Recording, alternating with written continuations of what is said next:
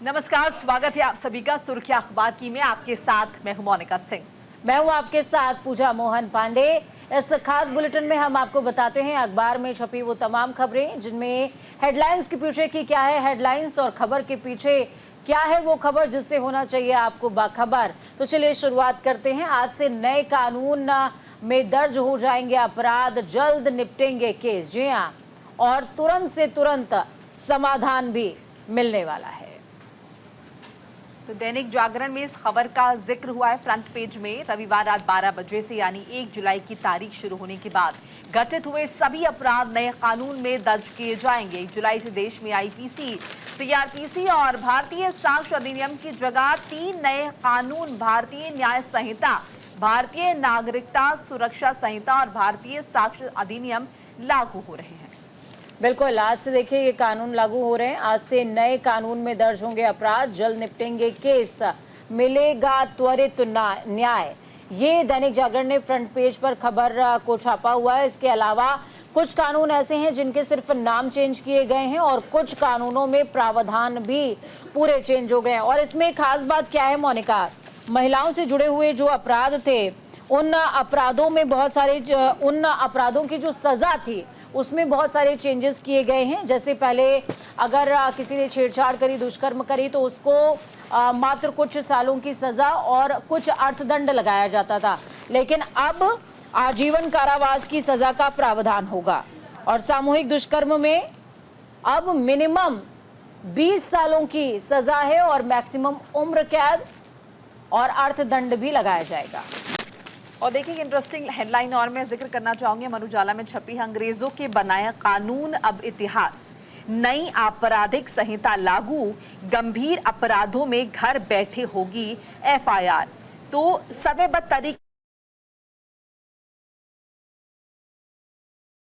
जो एक अहम बात आ रही है, जो कि अभी हमें सुबह एक बयान भी सुनाया सुप्रीम कोर्ट की वरिष्ठ अधिवक्ता की तरफ से है, जिसमें उन्होंने कहा कि देखिए ये सुनिश्चित अब से किया जाएगा कि तय वक्त में न्याय मिले। इसके लिए समय सीमा बाकायदा तय की गई है। जो है सुनवाई सिर्फ टलेगी नहीं बल्कि न्याय सुनिश्चित किया जाएगा। बिल्कुल, न्याय सुनिश्चित किया जाएगा। और देखिए यहाँ पर कुछ नए प्रावधानों का भी जिक्र किया गया है। जैसे पहली बार ऐसा है इंडिया के अंदर कि आतंकवाद को परिभाषित किया गया है, कानून के दायरे में लाया गया है। और अब राजद्रोह शब्द का देखिए यहाँ पर दिया गया है, राजद्रोह शब्द का कोई इस्तेमाल नहीं होगा बल्कि राजद्रोह की जगह देशद्रोह शब्द का इस्तेमाल किया जाएगा।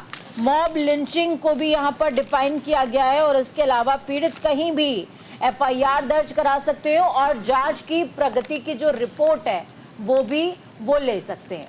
बिल्कुल, और देखिए साथ ही साथ ये भी जिक्र करना जरूरी हो जाता है कि आम लोगों के लिए क्या बदल रहा है, आप लोगों के लिए क्या बदल रहा है। छोटी से छोटी शिकायत दर्ज कराने के लिए थानों के चक्कर लगाने या पुलिस कर्मियों को रिश्वत देने का जो दौर है वो खत्म हो जाएगा। हत्या, लूट, दुष्कर्म की भी ऑनलाइन एफआईआर दर्ज हो पाएगी। एक जिले में हुए अपराध की जीरो एफआईआर दूसरे जिले में कराई जा सकेगी। थाना क्षेत्र का हवाला देकर पुलिस आपको टरका नहीं पाएगी। कुछ जरूरी बातें हो जाती है जिनका जिक्र करना अहम हो जाता है। केस दर्ज कराने के बाद जांच से लेकर आगे की कार्रवाई तक सारी सूचना मोबाइल पर एसएमएस के जरिए फरियादी को दी जाएगी। बिल्कुल, और देखिए पहले क्या होता था कि कुछ अपराधी भगौड़े अगर हो जाते थे तो उनके ऊपर केस नहीं चलता था, लेकिन अब उनकी अनुपस्थिति में भी, मतलब अगर वो है नहीं, देश के अंदर नहीं है तो भी केस चलेगा और उनकी संपत्ति को भी जब्त किया जाएगा। ये बहुत स्पेशल जो है अरेंजमेंट है और नए कानूनों के अंतर्गत इसको लिया गया है। चलिए खबरों में आगे बढ़ते हैं। पुलिस हिरासत पर बीएनएसएस प्रावधान पर चिंताएं उभरी हैं। द हिंदू ने इस खबर को जगह दी है। और तो वहीं सोमवार से पूरे देश में 3 नए आपराधिक कानून लागू होने वाले हैं। देखिए ऐसे में कानूनी और नागरिक अधिकार कार्यकर्ताओं ने कुछ प्रतिगामी प्रावधानों पर चिंता जाहिर की है। दंड प्रक्रिया संहिता क्षेत्राधिकार वाले मजिस्ट्रेट को 24 घंटे के अंदर जांच पूरी न होने की स्थिति में 15 दिनों तक पुलिस हिरासत देने का अधिकार देती है। हालांकि भारतीय नागरिक सुरक्षा संहिता यानी कि बीएनएसएस की धारा 187 जो कि सीआरपीसी की जगह लेती है, कहती है कि न्याय की हिरासत की 60 या 90 दिन की अवधि में से शुरुआती 40 या 60 दिनों के दौरान किसी भी समय 15 दिनों की पुलिस हिरासत पूरी या आंशिक रूप से अधिकृत की जा सकती है। तो देखिए आज हर अखबार के फ्रंट पेज पर आप इसको देख पाएंगे, क्योंकि आज 1 जुलाई है और आज से ये नए कानून लागू हो रहे हैं। New criminal laws and forces CRPC IPC applicable only for old cases. तो जैसा कि हमने पहले भी जिक्र किया और हम लगातार जिक्र कर रहे हैं कि जो अपराध 1 जुलाई से हो रहे हैं, यानी कि रात 12 बजे के बाद जो भी अपराध हुए हैं वो अब नए कानूनों की श्रेणी में आ जाएंगे। उनकी श्रेणियों में तब्दीली आई है और अब ये बताया जा रहा है कि कार्य प्रणाली जो है उसमें जो है बदलाव देखने को मिलेगा। पुलिस अधिकारियों को सुनिश्चित करना पड़ेगा कि लोगों को इंसाफ मिल पाए। देखिए इसके पीछे की वजह आपको समझनी होगी। लोगों के बीच विश्वास पैदा करना कानून को लेकर, उसकी प्रक्रियाओं को लेकर, और जनता को जो है इंसाफ देना और वो भी वक्त से देना। बिल्कुल। और 3 साल की कैटेगरी डिसाइड की गई है कि मिनिमम माफ कीजिएगा मैक्सिमम 3 सालों के अंदर किसी भी केस को सॉल्व करना होगा, उसमें जजमेंट आना ही होगा। 6 महीने के अंदर जैसे रेप या फिर सामूहिक दुष्कर्म जैसे मामले हैं तो 6 महीने के अंदर उनके निर्णय होने हैं और 3 महीने में केस फाइल होके वो चलना भी शुरू हो जाएगा, फास्ट ट्रैक में चला जाएगा। तो ये कुछ तरीके के प्रावधान है। लेकिन यहाँ पर आपको क्या समझना होगा, यहाँ पर आपको समझना ये होगा कि अब जो 1 जुलाई से नए क्राइम सामने आएंगे उनके ऊपर ही BNSS कानून यानी कि जो नए कानून हैं वो लगने वाले हैं। भारतीय न्याय संहिता के कानून लगेंगे, जबकि जो पुराने केस दर्ज हैं पहले से ही, अगर लोग कंफ्यूज हो रहे हैं तो उनके लिए ये है कि आपको कंफ्यूज होने की जरूरत नहीं है। जो पुराने केसेस हैं उसमें CRPC ही लगने वाला है। बिल्कुल। और बहुत कुछ देखिए अखबारों में जिक्र हुआ है, हम आपको बता भी रहे हैं शॉर्ट फॉर्म में, और बाकी डिटेल्स में आप अपने घरों में अखबारों में पढ़ ही रहे हैं। जैसे कि 0 FIR का जिक्र हुआ है जो कि बहुत अहम हो जाता है। पूजा अपराध कहीं भी हुआ है, लेकिन पहले टरका देते थे कि देखिए हमारे क्षेत्र का मामला है, जिसे लेकर तंज भी कसे गए हैं। कई फिल्म्स में आपने देखा होगा, लेकिन अब ऐसा नहीं है। 0 FIR आप कहीं से भी दर्ज कर सकते हैं। समय सीमा तय कर दी गई है। इलेक्ट्रॉनिक कम्युनिकेशन होगा, पुलिस थानों के चक्कर लगाने की जरूरत नहीं है। डेथ सेंटेंस होगा या फिर उम्र कैद मिलेगी अगर गैंग रेप हुआ है किसी माइनर का। बिल्कुल। तो चलिए खबरों में आगे बढ़ेंगे। मोनिका। बिल्कुल। विश्व विजेताओं से प्रधानमंत्री नरेंद्र मोदी बोले हैं, आपने देशवासियों का दिल जीत लिया है। अमर उजाला में इस खबर का जिक्र हुआ है। प्रधानमंत्री नरेंद्र मोदी ने भारतीय क्रिकेट टीम को बधाई दी है। तो वहीं आपको बता दें कि क्रिकेट टीम को T20 विश्व कप जीतने पर बधाई दी है और उन्हें चैंपियन करार देते हुए कहा कि क्रिकेटर्स ने विश्व कप के साथ साथ करोड़ों लोगों का दिल भी जीत लिया है। इस जीत के बाद प्रधानमंत्री मोदी ने रविवार को कॉल करते हुए टीम इंडिया के खिलाड़ियों से व्यक्तिगत रूप से बात की है और उन्हें बधाई भी दी है। प्रधानमंत्री ने रोहित शर्मा को उनकी शानदार कप्तानी के लिए बधाई दी और उनके T20 करियर की सराहना भी की है। उन्होंने फाइनल में विराट कोहली की पारी और भारतीय क्रिकेट में उनके योगदान की सराहना की। देखिए विश्व विजेताओं से बोले प्रधानमंत्री मोदी, आपने देशवासियों का दिल जीत लिया है। तो ये जीत काफी अहम थी, हम सभी ने देखा होगा। और अगर उस वक्त मैच नहीं देखा तो बाद में मुझे लगता है सोशल मीडिया जो है पटा हुआ नजर आया। वो जो खुशी के पल थे जिस पर प्रधानमंत्री नरेंद्र मोदी ने भी जमकर तारीफ की है। रोहित की, विराट कोहली की, सूर्य कुमार के कैच का भी जिक्र किया है प्रधानमंत्री मोदी ने। हार्दिक पांड्या के लास्ट ओवर का भी जिक्र उसमें मोनिका है। बिल्कुल। और कोच राहुल द्रविड़ के योगदान पर भी धन्यवाद दिया है। तो ये तमाम बातें जो है प्रधानमंत्री ने नरेंद्र मोदी ने जो है कही है। उन्होंने जो है संडे को खिलाड़ियों से फोन पर बातचीत की है। उन्होंने रोहित शर्मा को उनकी शानदार कप्तानी के लिए बधाई दी, उनके T20 करियर की सराहना भी करते हुए दिखाई दिए। फाइनल में विराट कोहली की पारी की तारीफ की है, भारतीय क्रिकेट में उनके योगदान को सराहा है। हार्दिक पांड्या की, जैसे कि अभी पूजा ने जिक्र किया, उनकी भी तारीफ की है। राहुल द्रविड़ का भी धन्यवाद किया है और कहा कि वो जो जज्बा भारतीय क्रिकेट टीम ने दिखाया है, क्योंकि एक वक्त ऐसा था जब लगने लगा था कि शायद ये मैच हाथ से चला जाएगा। मैच नहीं है, टूर्नामेंट हाथ से चला जाएगा, खिताब हाथ से चला जाएगा, लेकिन हुआ इसके उलट। आखिरी कुछ ओवर्स में टीम इंडिया ने कमान कसकर संभाली। बिल्कुल, कमान कसकर संभाली। और अगर आप पूरे टूर्नामेंट पर नजर डालेंगे तो आपको समझ में आएगा कि किस तरीके से इस बार बैट्समैन तो जो रहे हैं फॉर्म में रहे हैं, उसके अलावा बॉलर्स का जादू चला है। फिर चाहे वो बुमराह हो, हर्षदीप हो या फिर सूर्य कुमार यादव, इन तीनों की, और खासकर हार्दिक पांड्या जिस तरीके के दौर से मोनिका हार्दिक पांड्या गुजर रहे थे अपनी व्यक्तिगत लाइफ में, किसी ने भी एक्सपेक्ट उनसे नहीं किया था कि वो इस तरीके का परफॉर्म कर भी पाएंगे। और शायद अगर वो ना कर पाते तो ये उनके करियर के लिए बहुत बड़ा किकबैक होता, लेकिन हार्दिक पांड्या ने वो करके दिखाया और वो उस चीज से ओवरकम हुए। जिस तरीके से लास्ट ओवर में उन्होंने अपना जादू दिखाया है वो अमेजिंग था। चलिए आगे बढ़ लेते हैं। प्रधानमंत्री नरेंद्र मोदी ने मन की बात में संविधान में आस्था रखने के लिए नागरिकों को धन्यवाद दिया है। हिंदुस्तान टाइम्स में इस खबर का जिक्र हुआ है।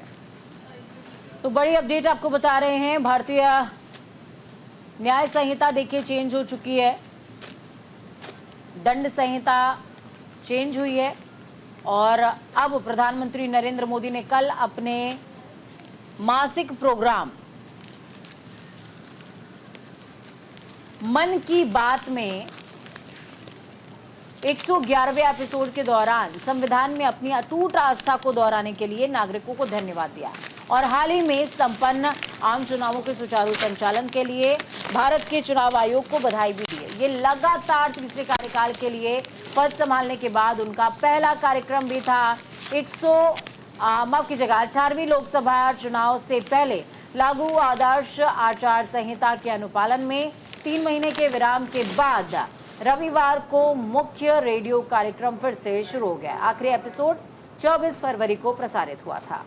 और देखिए आपको हेडलाइन में दिखा रहे हैं, प्रधानमंत्री Modi PM thanks citizens for faith in constitution on मन की बात। तो मन की बात कार्यक्रम की शुरुआत हो चुकी है और अगर हम देखें तो इस दौरान प्रधानमंत्री नरेंद्र मोदी शुक्रिया अदा करते आए न सिर्फ देशवासियों का बल्कि इलेक्शन कमीशन का भी। इस कार्यक्रम के जरिए 24 फरवरी को आखिरी बार ये एयर हुआ था, एक बार फिर से शुरुआत हो चुकी है। 3 महीने के गैप के बाद इसकी शुरुआत दोबारा से कर दी गई है। और अगर हम देखें 18वीं लोकसभा के बाद ये पहली दफ़ा जो है इसका कार्यक्रम जो है ऑन एयर हुआ है। प्रधानमंत्री ने कहा कि मैं देश के संविधान में जो आम जनता ने विश्वास जताया है उसे लेकर उनका धन्यवाद अदा करना चाहता हूं। उन्होंने कहा कि 65 करोड़ लोगों ने अपना वोट कास्ट किया था, जो कि किसी भी देश में नहीं हुआ है अगर हम पूरे विश्व की बात करते हैं। ऐसे में मैं इलेक्शन कमीशन का भी धन्यवाद करना चाहता हूँ। जो तमाम लोग चुनावी प्रक्रिया में जिनकी हिस्सेदारी रही है, जिन्हें चुनाव संपन्न कराने में बड़ी कामयाबी हासिल की है, उन सभी का मैं धन्यवाद अदा करना चाहता हूँ। बिल्कुल। और देखिए मन की बात कार्यक्रम के दौरान प्रधानमंत्री ने ओडीओपी का एक बार फिर से जिक्र किया है। उसमें उन्होंने अरकू कॉफी का भी जिक्र किया कि किस तरीके से अरकू कॉफी आज विश्व प्रसिद्ध होती जा रही है और ये सब कुछ जो अनुवादिनी लॉन्च किया गया है उसकी वजह से और ज्यादा साकार हो पाया है। चलिए अब आगे बढ़ते हैं। मन की बात में जनता के मन की बातों का जिक्र नहीं हुआ है, ये पवन खेड़ा कह रहे हैं। दैनिक जागरण ने इस खबर को जगह दी है। तो देखिए कल प्रधानमंत्री मोदी ने मन की बात का 111वां एपिसोड किया था, जिसमें प्रधानमंत्री मोदी ने देश की जनता को एक पेड़ मां के नाम लगाने का संदेश दिया, जिस पर कांग्रेस नेता पवन खेड़ा ने निशाना साधते हुए कहा कि मन की बात में जनता के मन की बातों का जिक्र तो करते नहीं है प्रधानमंत्री नरेंद्र मोदी। और देखिए पूजा से पहले आपको याद होगा जब इमरजेंसी को लेकर सोनिया गांधी ने निशाना साधा, तब भी उन्होंने कहा था कि वही प्रधानमंत्री हैं जो छात्रों की बात करते हैं, शिक्षा की बात करते हैं, लेकिन नीट पर नहीं बोलते। बिल्कुल, परीक्षा पर चर्चा का जिक्र बार बार कांग्रेस करती आई है कि परीक्षा पर चर्चा तो प्रधानमंत्री करते हैं, लेकिन अब नीट पेपर लीक पर वो चर्चा क्यों नहीं कर रहे हैं, छात्रों के भविष्य पर चर्चा क्यों नहीं कर रहे हैं। तो देखिए विपक्ष है, विपक्ष का काम लगातार सरकार पर निशाना साधना है और उन तमाम चीजों की तरफ सत्ता पक्ष को उन्मुख करना है जिस पर ध्यान उनका नहीं जा रहा है। तो इस बीच कांग्रेस की तरफ से पवन खेड़ा जो कि प्रवक्ता हैं, उन्होंने एक बार फिर से निशाना साधते हुए साफ तौर पर कहा है कि प्रधानमंत्री मन की बात तो करके चले जाते हैं, लेकिन जनता के मन का जिक्र वो नहीं करते हैं। खबरों में आगे बढ़ते हैं। किसान के बेटे से उपराष्ट्रपति तक नायडू की यात्रा प्रेरणादायक है। एनबीटी ने इस खबर को जगह दी है। प्रधानमंत्री नरेंद्र मोदी ने रविवार को एम वेंकैया नायडू के जीवन पर आधारित 3 पुस्तकों का विमोचन किया और आपातकाल के खिलाफ लड़ाई और केंद्रीय मंत्री और उपराष्ट्रपति के रूप में उनके योगदान को याद किया है। उन्होंने हाल ही में आपातकाल की 50वीं वर्षगांठ मनाए जाने का स्मरण करते हुए कहा कि नायडू आपातकाल के खिलाफ लड़ाई के दौरान लगभग 17 महीने जेल में भी रहे हैं। तो देखिए ये आपको तस्वीर भी दिखा रहे हैं। प्रधानमंत्री ने हालांकि इस कार्यक्रम में जो संबोधन है और अपनी मौजूदगी दोनों ही वीडियो कॉन्फ्रेंसिंग के जरिए दर्ज कराई थी। हैदराबाद में ये कार्यक्रम आयोजित किया जा रहा था, जिसमें प्रधानमंत्री नरेंद्र मोदी वीडियो कॉन्फ्रेंसिंग के जरिए मौजूद रहे हैं। ये देखिए, प्रधानमंत्री ने वेंकैया की जीवन यात्रा पर पुस्तक का विमोचन किया है। तस्वीर के जरिए भी आपको दिखा रहे हैं और देखिए क्या कुछ लिखा गया है। इसमें लिखा है कि प्रधानमंत्री ने पूर्व उपराष्ट्रपति वेंकैया नायडू के 75वें जन्मदिन की पूर्व संध्या पर उनकी जीवन यात्रा पर 3 किताबों का विमोचन किया। मोदी ने दिल्ली से वीडियो कॉन्फ्रेंसिंग के जरिए किताबों का विमोचन किया है और कहा कि उन्हें खुशी है कि उन्हें पुस्तकों का विमोचन करने का मौका मिला।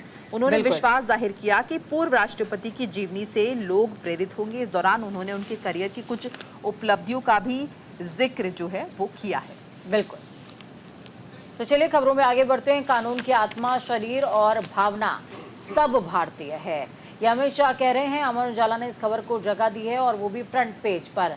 केंद्रीय गृह मंत्री अमित शाह नए कानून को लेकर कहते नजर आए कि नए कानून न्याय प्रदान करने को प्राथमिकता देते हैं और ब्रिटिश काल के आईपीसी, सीआरपीसी और साक्ष्य अधिनियम से अलग हैं, जिसका उद्देश्य दंड को प्राथमिकता देना था। ये कानून भारतीयों द्वारा भारतीयों के लिए और भारतीय संसद द्वारा बनाए गए हैं। ये औपनिवेशिक आपराधिक न्याय कानून के अंत का प्रतीक हैं। उन्होंने आगे कहा कि नए कानून केवल नाम बदलने के बारे में नहीं, बल्कि एक नई आत्मा, शरीर और भावना है। इसका संचार करके पूर्ण परिवर्तन लाने के बारे में है। तो देखिए, आपको टीवी स्क्रीन पर भी दिखा रहे हैं और ये मेरे हाथ में भी अखबार है, जिसमें गृह मंत्री अमित शाह की तस्वीर के साथ ये खबर छपी है। हालांकि इसका जो बाकी का हिस्सा है वो दूसरे पेज पर है, जिसमें जिक्र किया गया कि कानूनों की आत्मा, शरीर और भावना सब भारतीय। नए कानून दंड के बदले न्याय देने को प्राथमिकता देंगे। जैसे कि हम पहले भी जिक्र लगातार कर रहे हैं इसे लेकर, ये कानून भारतीय संसद में भारतीयों द्वारा भारतीयों के लिए बनाए गए हैं, जो औपनिवेशिक काल के आपराधिक कानूनों को खत्म कर देंगे। ये सिर्फ नाम का बदलाव नहीं है, बल्कि आपराधिक न्याय प्रणाली में आमूल चूक बदलाव है। इन कानूनों की आत्मा, शरीर, भावना सब भारतीय है, ये कहा है प्रधानमंत्री नरेंद्र मोदी ने। और नए कानून ये सुनिश्चित करेंगे कि भारतीय प्रकृति के हिसाब से राजनीतिक, आर्थिक और सामाजिक न्याय अमित शाह ने भी देखिए इस बात को कोड कर दिया है मोनिका। और बिल्कुल आज चर्चा इसी विषय की होगी, क्योंकि उपलब्धियों में से एक है और कहीं ना कहीं इसको ये माना जा रहा है कि अंग्रेजों के कानूनों से अब सही मायने में आज़ादी मिली है। अंग्रेजों की हुकूमत से अब सही मायने में आज़ादी मिली है, क्योंकि हमारे पास अपना दंड विधान है। चलिए अब खबरों में आगे बढ़ते हैं। रंगमंच पर नए सिरे से ध्यान केंद्रित करने के बीच नए सेना प्रमुख ने कार्यभार संभाल लिया है। द इंडियन एक्सप्रेस ने इस खबर को जगह दी है। जनरल उपेंद्र द्विवेदी ने रविवार को भारतीय सेना के 30वें प्रमुख के रूप में जनरल मनोज पांडे से पदभार ग्रहण किया, जो 4 दशक से ज्यादा की विशिष्ट सेवा के बाद सेवानिवृत्त हुए थे। सेना में निर्णायक और नवोन्मेषी नेता के रूप में जाने जाने वाले द्विवेदी को 1984 में 18 जम्मू और कश्मीर राइफल्स में कमीशन दिया गया था। रक्षा मंत्रालय ने कहा, जनरल द्विवेदी एक कुशल सैन्य नेता हैं, जिन्होंने सेना में 40 साल की सेवा की है। जनरल ऑफिसर के पास उत्तरी, पूर्वी और पश्चिमी थिएटरों में विभिन्न परिचालन वातावरणों में संतुलित कमान के साथ साथ स्टाफ एक्सपोजर का भी अनुभव है। गौरव है। तो देखिए, एक छोटी सी हेडलाइन यहाँ पर ये छपी हुई है और खबर विस्तार से हमने आपको बता ही दी है। बहरहाल एक छोटा सा ब्रेक यहाँ पर हमें लेना होगा और ब्रेक के उस पार भी खबरें लगातार जारी हैं। आप बने रहिए हमारे साथ। ब्रेक के बाद आप सभी का स्वागत है। योगी की पसंद मनोज बने मुख्य सचिव। दैनिक जागरण में इस खबर का जिक्र है। 7 साल की योगी सरकार में पहली बार ऐसा देखने को मिला है, जो मुख्यमंत्री की पसंद के आईएएस अधिकारी मनोज कुमार सिंह को राज्य का मुख्य सचिव बनाया गया है। मनोज सिंह की गिनती यूपी के तेज तर्रार अधिकारियों में होती है और अब इन्हें मुख्य सचिव बना दिया गया है। तो देखिए, इसके पहले दुर्गा शंकर मिश्रा जो थे वो मुख्य सचिव के पद पर थे और पिछली बार चूंकि उनका कार्यकाल विस्तार किया गया था, तो इस बार भी ये माना जा रहा था कि हो सकता है दुर्गा शंकर मिश्रा का कार्यकाल विस्तार कर दिया जाए, लेकिन वो नहीं किया गया। 2.5 साल के मुख्य सचिव थे दुर्गा शंकर मिश्रा। उनकी जगह पर अब मनोज कुमार सिंह के नाम पर सहमति बन गई है, केंद्र से सहमति बन गई है और योगी आदित्यनाथ ने पर्सनली सहमति उनके नाम पर जता दी है। दुर्गा शंकर मिश्रा सेवानिवृत्त हो चुके हैं। केंद्र सरकार से चौथी बार उनको सेवा विस्तार नहीं मिला है और इस वजह से ही यहाँ पर अब जो मौका मिला है वो मनोज कुमार सिंह को मिला है। मनोज कुमार सिंह के नाम पर केंद्र ने हरी झंडी दिखा दी और इस बार योगी आदित्यनाथ की चली है, ये भी कहते लोग नजर आए हैं और उनको उनकी पसंद का, योगी आदित्यनाथ की पसंद का मुख्य सचिव कहा जा रहा है। चलिए खबरों में आगे बढ़ते हैं। नीट पेपर लीक का निजी स्कूल का मालिक गोधरा से गिरफ्तार हुआ है। दैनिक भास्कर ने इस खबर को लगा दिया है पेज नंबर 1 पर। गुजरात के गोधरा के परवड़ी गांव में राष्ट्रीय पात्रता सह प्रवेश परीक्षा। लेकिन नीट में कथित गड़बड़ी के मामले की जांच कर रही सीबीआई ने जय जलाराम स्कूल के मालिक दीक्षित पटेल को गिरफ्तार कर लिया है। सीबीआई ने संडे को इस मामले में पटेल की रिमांड मांगने के लिए पंचमहल जिला अदालत का दरवाजा खटखटाया। हालांकि अदालत ने कहते हुए आवेदन खारिज कर दिया कि मामला विशेष सीबीआई अदालत के अधिकार क्षेत्र में आता है, जिसके बाद सीबीआई ने अहमदाबाद में विशेष सीबीआई अदालत का दरवाजा खटखटाया। तो देखिए ये खबर भी आपको दिखा रहे हैं। गोधरा का स्कूल संचालक का नीट यूजी केस में गिरफ्तार।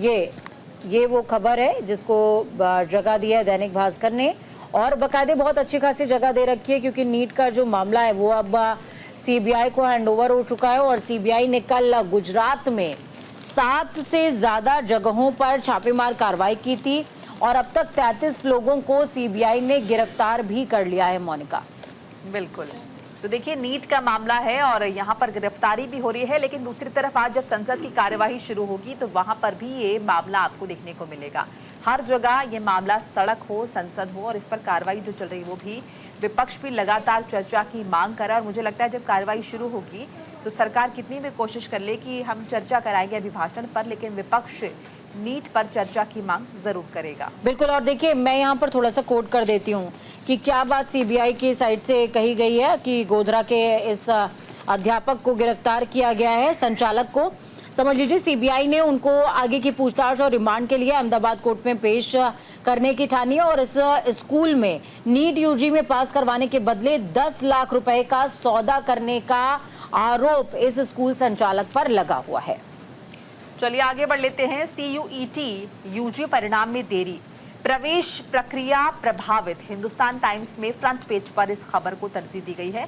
Common University Entrance Test for undergraduate admission CUET UG के नतीजे जो 30 जून को जारी होने थे, राष्ट्रीय परीक्षण एजेंसी से जुड़े विवादों के बीच देरी से जारी किए गए हैं, जो जुलाई अगस्त में शुरू होने वाले कॉलेज शैक्षणिक वर्ष में केंद्रीय विश्वविद्यालयों में प्रवेश को स्थगित कर सकता है।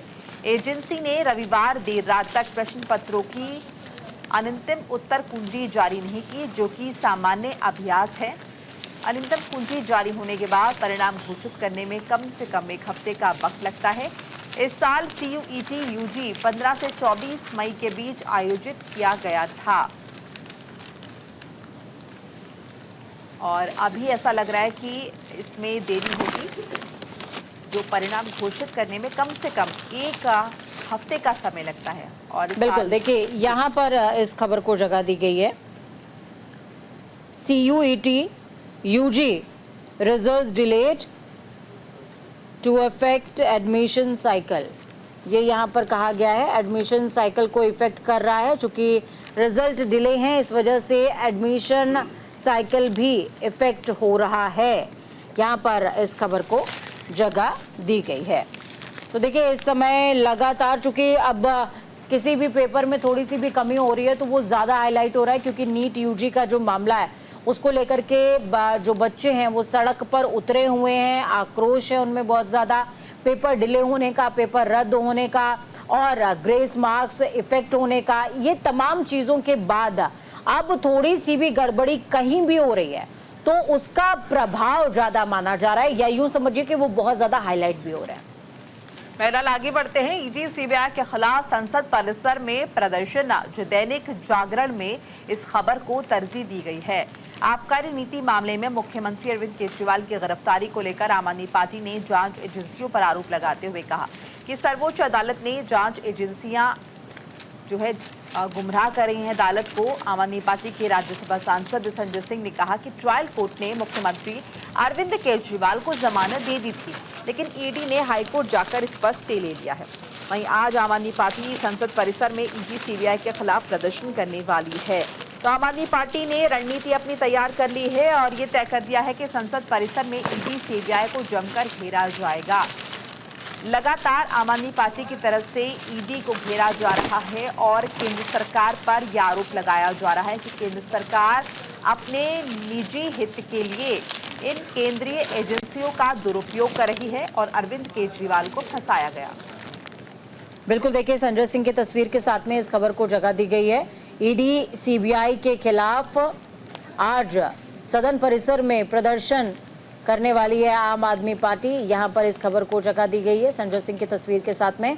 कल आपको बता दें कि अरविंद केजरीवाल की गिरफ्तारी को लेकर के और ईडी सीबीआई की कार्रवाई को लेकर के आम आदमी पार्टी ने दिल्ली की सड़कों में भी प्रदर्शन किया था और आज यही प्रदर्शन सदन परिसर में भी देखने को मिलेगा, जिसको लेकर के लगातार आम आदमी पार्टी निशाना साध रही है मौजूदा सरकार के ऊपर कि मौजूदा सरकार के इशारे पर, उनके कहने पर इस तरीके की कार्रवाई मोनिका अमल में लाई जा रही है। हालांकि वो दोनों ही स्वायत्त संस्था हैं, उन दोनों का अपना कहना है कि हम अपनी कार्रवाई अपने हिसाब से कर रहे हैं और इसमें किसी का भी कोई ना दबाव है ना प्रेशर है, सबूतों के आधार पर काम हो रहा है। लेकिन जिस तरीके से सीबीआई ने राउज एवेन्यू कोर्ट के आदेश के बाद सीबीआई ने पूछताछ को शुरू किया और उसके बाद अरविंद केजरीवाल को गिरफ्तार किया, तो एक डाउट का क्राइटेरिया कहीं ना कहीं डेवलप हो रहा है उसमें। और बिल्कुल चुनावों से पहले भी हमने देखा जिस तरह से ईडी की कार्रवाई हो रही थी, तो विपक्ष का ये कहना था कि ईडी की जो कार्रवाई है, जो छापेमारी हो रही है, ये सिर्फ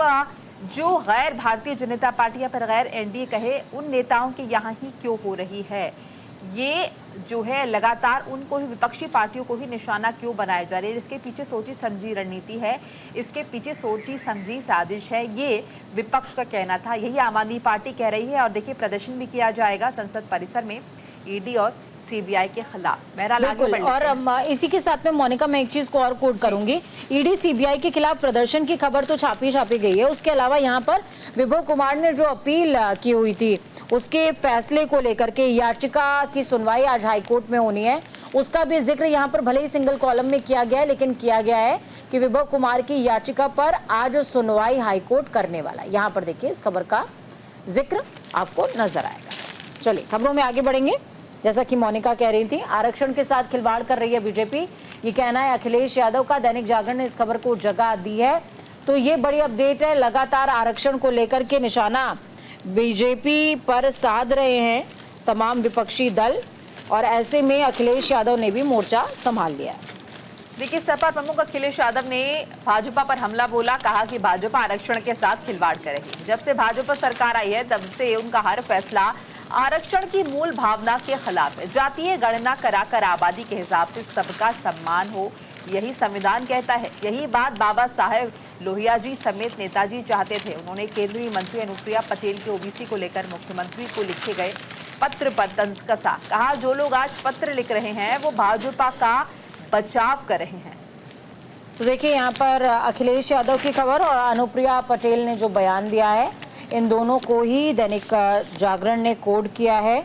आरक्षण के साथ खिलवाड़ कर रही है भाजपा, ये बयान दिया है अखिलेश यादव ने, इसको उन्होंने कोट किया है। इसके अलावा अनुप्रिया पटेल ने क्या कहा है, अनुप्रिया पटेल कह रही हैं जमीन खिसकी तो अपना दल को जो है कहीं ना कहीं पिछड़ों की याद आने लग गई है।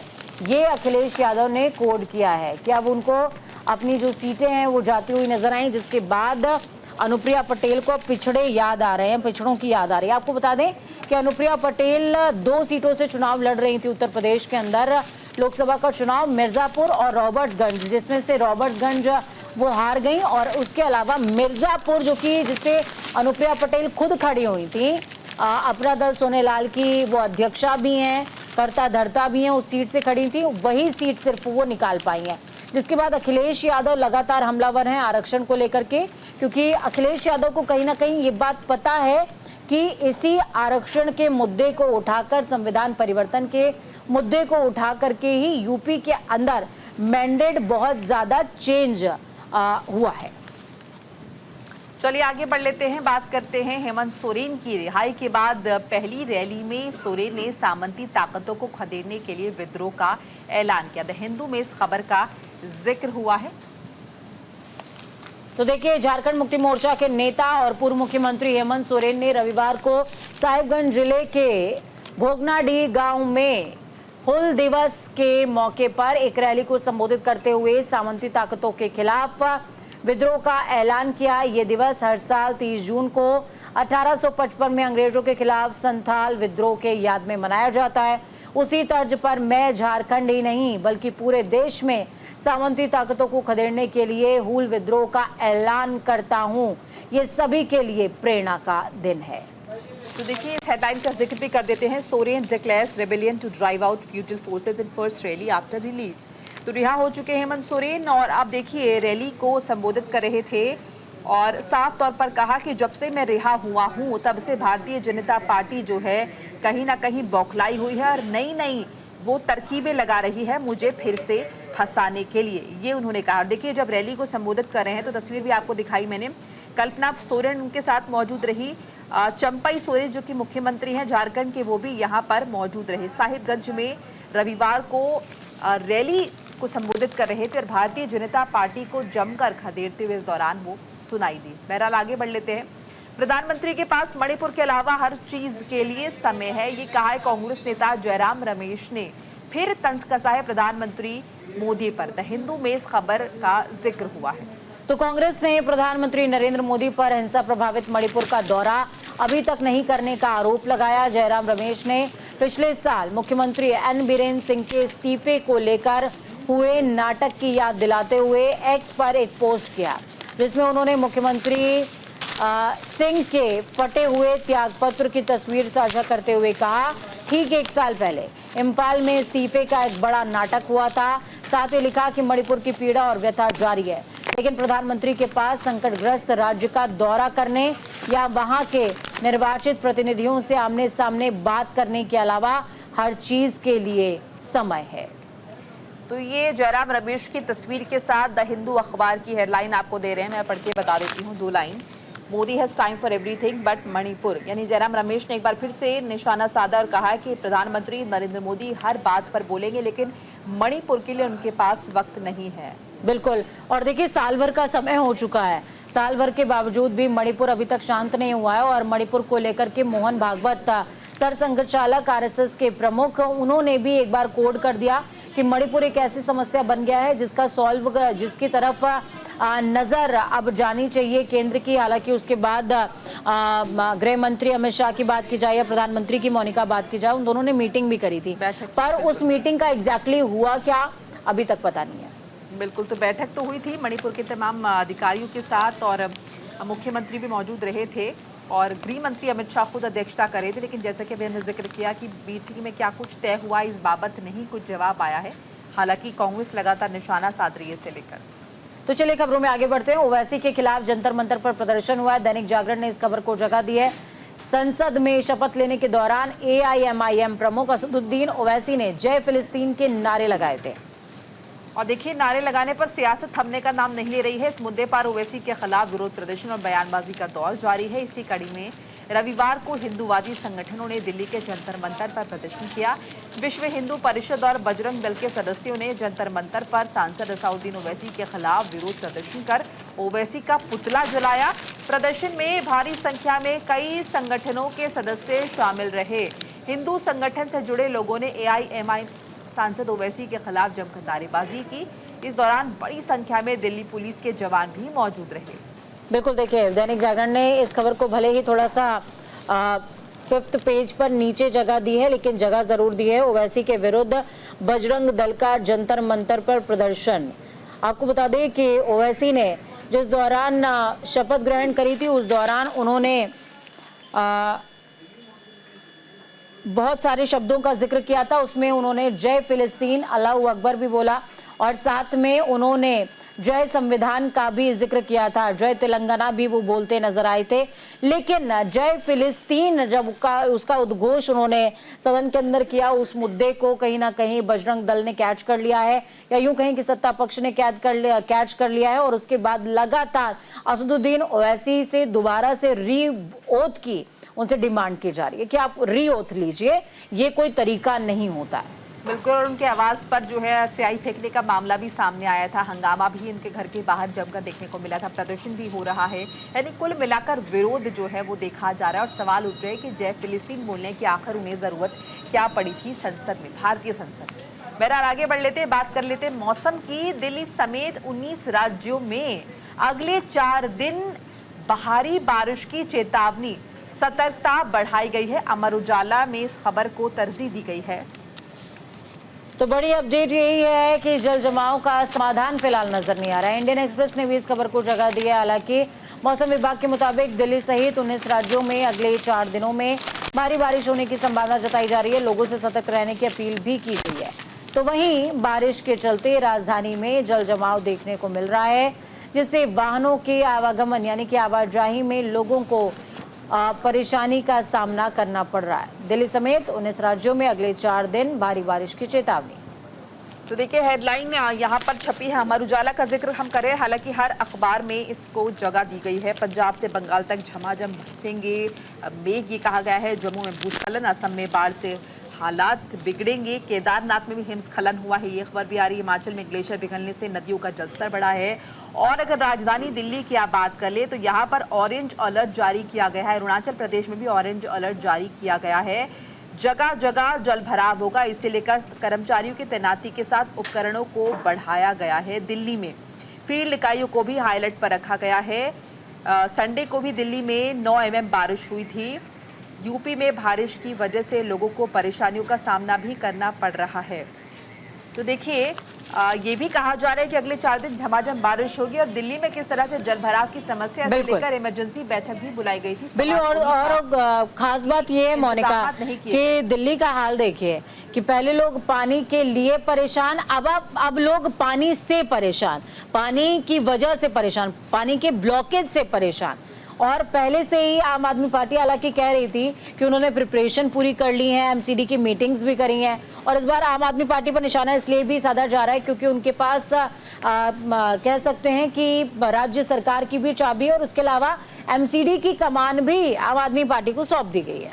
और देखिए भारतीय जनता पार्टी के एक पार्षद ने तो बाकायदा नाव चलाकर जो है एक सिंबॉलिक तरीके से निशाना साधा था कि दिल्ली में देखिए पीने का पानी आपको नहीं मिलेगा और जगह जगह जल जमाव की समस्या आपको देखने को मिलेगी। नाव की सवारी आप कर सकते हैं, दिल्ली की सड़कों को आप किसी भी नदी से कम मत समझिए।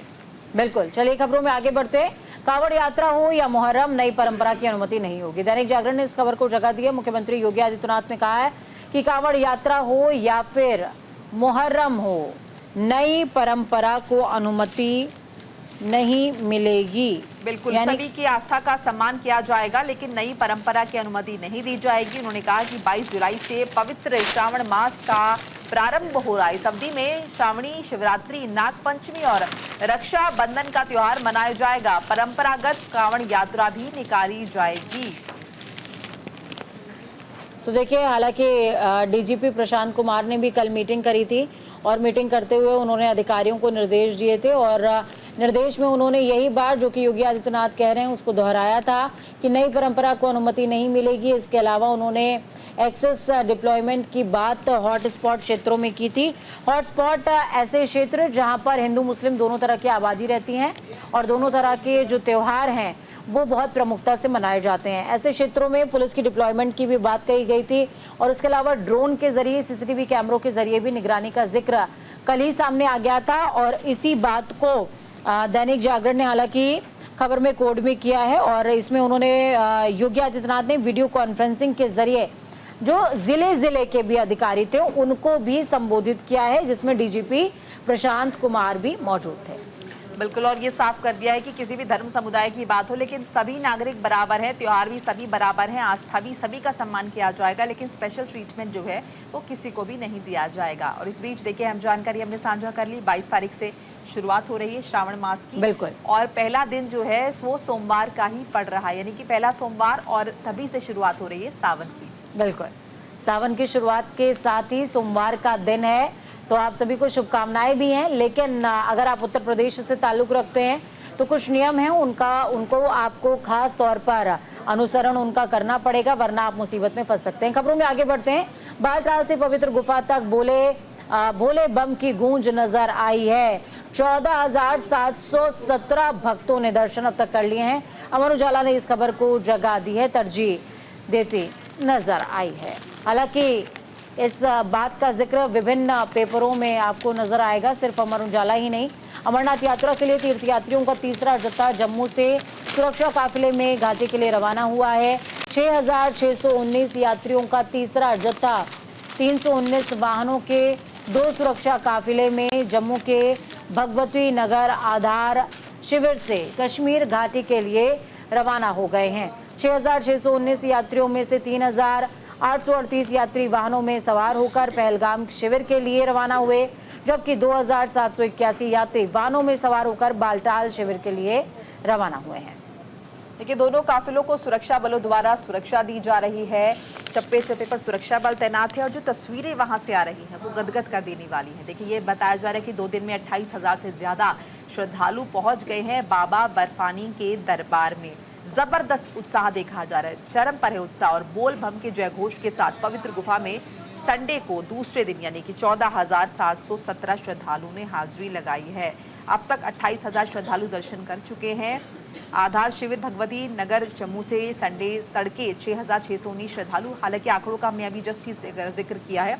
और देखिए, कड़ी सुरक्षा के बीच पंथा चौक से दूसरा जत्था भी रवाना हो गया है। बिल्कुल, राज्यपाल और खास बात मोनिका ये है कि बाबा बर्फानी के लिए कहा जाता है, ये स्वयंभू शिवलिंग है जो साल में खुद ही अपने आप निर्मित होता है। 20 गज की इसकी ऊंचाई होती है, और इसके अलावा कहा जाता है कि इसी स्थान पर माता पार्वती को अमर कथा सुनाई थी, जिसके बाद वो स्थिर हो गई थी, उन्हें अमरता का वरदान प्राप्त हो गया था।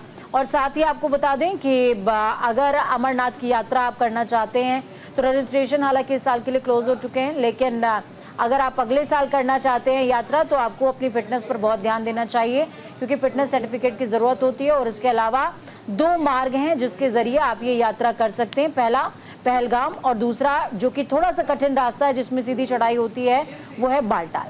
बिल्कुल, और देखिए, मौसम विज्ञान केंद्र श्रीनगर के अनुसार जुलाई की शुरुआत से मानसून की सक्रियता और ज्यादा बढ़ जाएगी।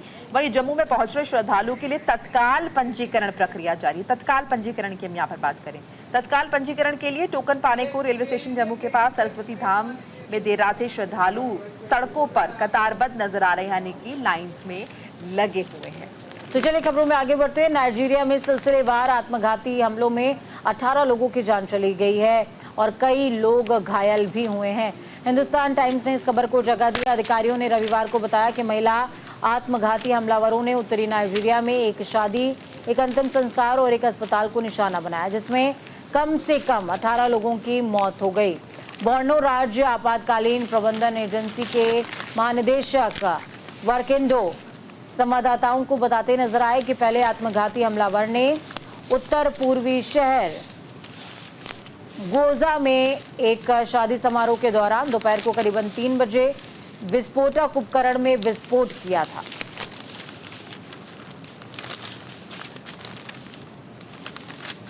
तो बोर्नो शहर में यह हमला हुआ है, जिसमें 18 लोगों की जान गई है, जबकि कई लोग घायल भी हो गए।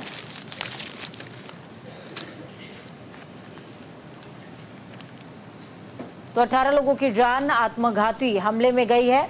खबरों में अब आगे बढ़ेंगे। विदेश मंत्री एस जयशंकर ने कतर के प्रधानमंत्री से मुलाकात की है, द्विपक्षीय संबंधों की समीक्षा भी की है। द हिंदू ने इस खबर को जगह दी है। विदेश मंत्री एस जयशंकर ने दोहा में कतर के प्रधानमंत्री से मुलाकात की और राजनीतिक, व्यापार, निवेश, ऊर्जा, प्रौद्योगिकी, संस्कृति और लोगों के बीच संबंधों पर ध्यान केंद्रित करते हुए द्विपक्षीय संबंधों की समीक्षा भी की है। तो देखिए, द्विपक्षीय बातचीत होगी और उम्मीद की जाएगी इस बातचीत के दौरान संबंधों को और प्रगाढ़ किया जाए और एक दूसरे के साथ विचार भी साझा किए जाए।